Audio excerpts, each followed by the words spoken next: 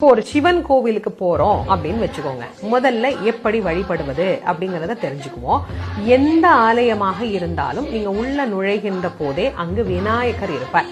விநாயகர் இல்லாத ஆலயமே கிடையாது. அப்ப முதல்ல விநாயக பெருமானை வணங்கணும். விநாயகரை வணங்குற போது தலையிலே குட்டி கொண்டு தோப்பு கரணம் போட்டு பிள்ளையார வணங்கணும் அப்படின்னு ஒரு முறை இருக்கு. கண்டிப்பாக அந்த முறையில் தான் நாம் விநாயக பெருமானை வணங்கணும் முதல்ல. அப்புறம் முருகப்பெருமான் இருப்பார். முருகப்பெருமானை போய் வழிபட்டு விட்டு தாயாருடைய சன்னதிக்கு போகணும். ஏன் அப்படின்னா என்ன வேண்டுதல்கள் இருந்தாலும் பிரார்த்தனைகள் இருந்தாலும் முதல்ல தாயார் கிட்டதான் சொல்லணும் அப்படின்னு நமக்கு நியதி இருக்கு. அதனால முதல்ல தாயாரிடத்துல போய் தாயார பிரார்த்தனை பண்ணி, அம்மா ஐயாவிட்ட அப்பா கிட்ட என்னுடைய வேண்டுதல்களை நீங்க கொண்டு போய் அவர் திருவடியில சேருங்க, என்னுடைய பிரார்த்தனையை நிறைவேற்றுங்க அப்படின்னு அம்மா கிட்ட வேண்டிட்டு அதற்கு அப்புறமா நாம் அங்கிருந்து கிளம்பி சுவாமி சன்னதிக்குள்ள நுழையணும். சுவாமி சன்னதிக்கு உள்ள வருகின்ற போதே நந்தீஸ்வரர் இருப்பார். அந்த நந்தீஸ்வரரை முதல்ல வணங்கி அவர் அனுமதி வாங்கணும். வெறும் கல்லு மாடு தானே வெளியில வரும்போது பாத்துக்குவோம் அப்படிங்கிற எண்ணத்தோடு உள்ளே செல்லக்கூடாது. முதலில் நந்தியம் பெருமாளை வணங்கி, சைவ சமயத்தின் முதல் குருநாதரே நந்தீஸ்வரர் தான். ஆகவே அவரை வணங்கி அவர் அனுமதி பெற்ற பிறகு உள்ள போய் பெருமான வணங்கணும். அவரு காதுக்குள்ள போய் சொல்றது, அவருக்கு ரகசியமா சொல்றேன் அப்படிலாம் வழிபட வேண்டிய அவசியமே கிடையாது.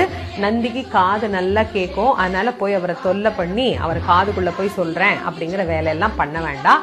வெளியில இருந்தே நந்தியை வணங்கலாம். வணங்கிட்டு உள்ள போய் சிவபெருமானை உள்ளன்போடு வணங்கணும். எந்த சன்னதியில நீங்க வழிபட்டாலும் சரி, ஒரு விஷயத்த மறந்துடாதீங்க. கண்ணை மூடி கடவுளை கும்பிடக்கூடாது. கண்ணை திறந்து தான் கடவுளை கும்பிடணும். நாம கண்ணை திறந்து பார்த்து ரசிக்கிறதுக்கு தானே இறைவனுக்கு அவ்வளவு அலங்காரம் பண்ணி வச்சிருக்கிறோம்.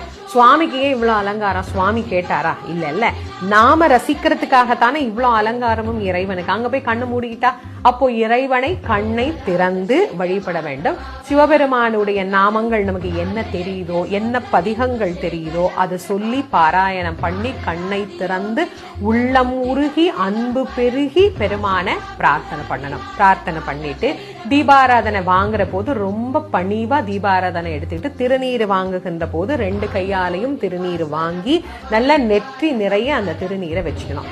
எப்பவுமே சுவாமி கும்பிடும் போது ஒரு விஷயம் நல்ல ஞாபகம் வச்சுக்கோங்க. எந்த கடவுளை கும்பிட்டாலுமே நாம போன உடனே இப்படி நெஞ்சுக்கு நேரா வணங்குறோம் இல்லையா?